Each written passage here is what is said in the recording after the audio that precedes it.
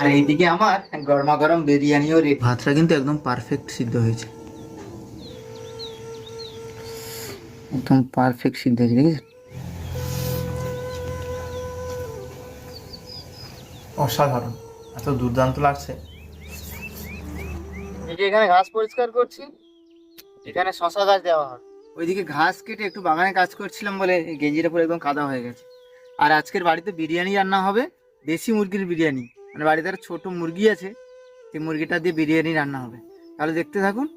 আর এখানে টুকিটাকি একটু কাজ আছে, ওই কাজটা করে আমি এক্ষুনি বাড়িতে যাই। আর এই লম্বা ভাটিতে এক সাইডে বরবটি গাছ দেওয়া হয়েছে, আর এক সাইডে ঝিঙে গাছ দেওয়া হয়েছে। আর কচু গাছ তো আগে থেকেই ছিল। বর্ষায় চারিদিকের পরিবেশটা দেখুন বন্ধুরা, কতটা সুন্দর লাগছে। আমাদের পুকুরের পাশে কত সুন্দর পেয়ারা ধরেছে, দেখেছেন? এগুলো খেতে কিন্তু বেশ ভালোই লাগে। আর ওইদিকে ঘাস কাটা হয়ে গেছে, ঘাসটা নেবো আর বাড়ির দিকে যাব। বাড়িতে গিয়ে মোটামুটি একটু খাওয়া দাওয়া করে আবার ওই মাঠে আসতে হবে।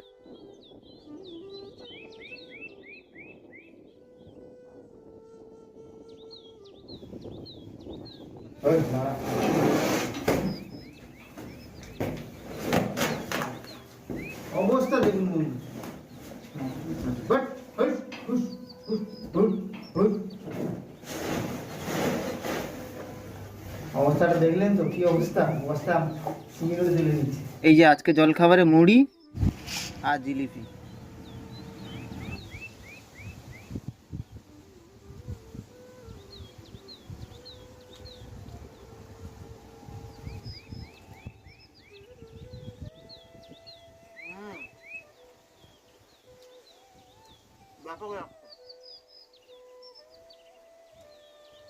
এদিকে বেরেস্তার জন্য পেঁয়াজ কেটে লবণ মাখানো হয়ে গেছে, আর এদিকে আলু কাটা হচ্ছে।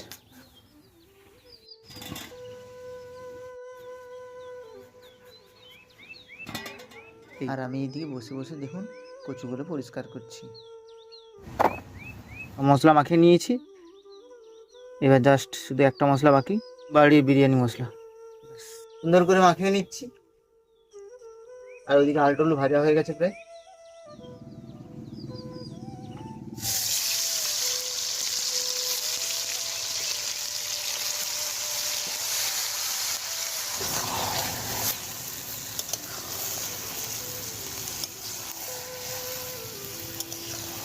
মাংসটা ঢাকা দিয়ে এইদিকে যেই পাত্রে বিরিয়ানি বসবে ওই পাত্রের মধ্যে ঘি মাখিয়ে নিচ্ছি। বিরিয়ানির আবার লেয়ার সাজানো হচ্ছে, শাল গরম। এইবার ভাতের উপর মাংসগুলো দিয়ে সুন্দর করে একটা লেয়ার করে দেবো।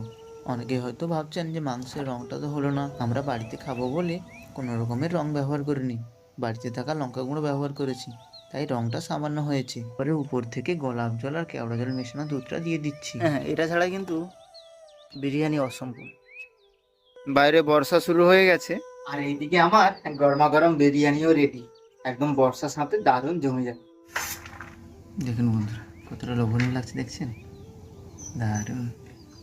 ভাতটা কিন্তু একদম পারফেক্ট সিদ্ধ হয়েছে, একটাও ভাঙেনি, দারুণ হয়েছে। এই দেখুন আলুটা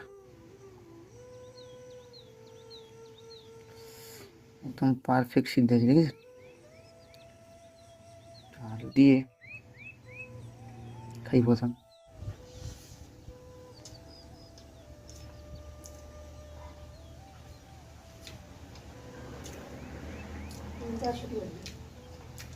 এত অসাধারণ হয়েছে বলে বোঝাতে পারবো না। মাংসটা কেমন সিদ্ধ হয়েছে দেখুন। এই দেখুন ঘরের দেশি মুরগি, দেখছেন কত সুন্দর সিদ্ধ হয়েছে, দারুণ কুক হয়েছে। এবার একটু মাংস দিয়ে আলু দিয়ে খাই দেখি কেমন হয়।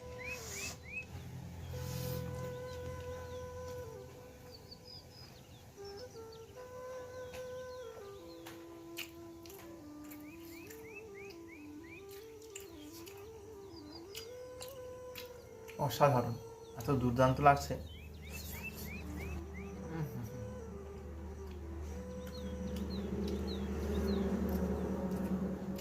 দারুণ, একদম ঘরোয়াভাবে রান্না হয়েছে।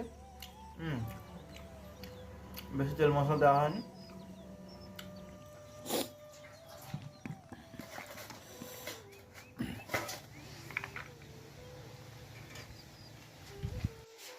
মাংস মাংস ঝাল লবণ দারুণ। আজকের ভিডিওটা এখানে শেষ করছি, দেখা হবে পরের ভিডিওতে।